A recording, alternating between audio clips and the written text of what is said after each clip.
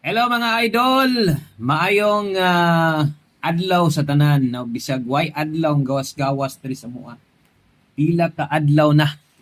Kung yung madungog, gatingog ang atop kay sige ka ulan diri sa mua. 4 days na ni siya.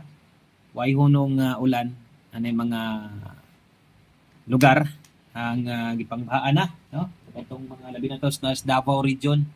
Amping mo diyan tanan, amping da. O karong adlaw February 20, Biyernes. So nata kay mag-update ta sa inyo ha.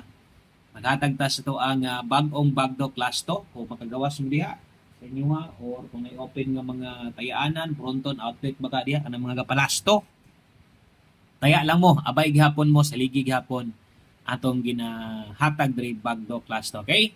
Og unang last to na to 04, palihog sa ako og follow og subscribe ani nga channel.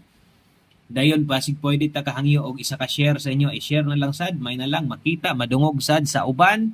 Basig diri sila makadaog sa tuwa, labi na tong mga kusog kay mang lasto or bisag way lasto sa inyong lugar gamit ni botangig pamoste kung 3D ra gyud sa inyo ha. Okay? Og ay kalimot all draw guides ni. So lapos na di ay ni pwede mong magbalik-balik ani. Kay di naman ta magpahabol sa inyo ano. 04 ug 60 ang atong unang duha dayon syempre bali-baliha gyud 40 ug 06 no. Muna nay target rumble na kabutangga all draws.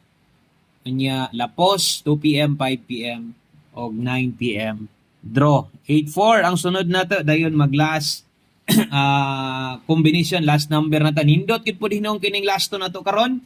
Mo nang ay pakyasa, i-share gyud nig siguro para makaabay sa tong imong mga kaila. 0260 04 ug 84. Dagan salamat. Amping mo diha, good luck og bye-bye.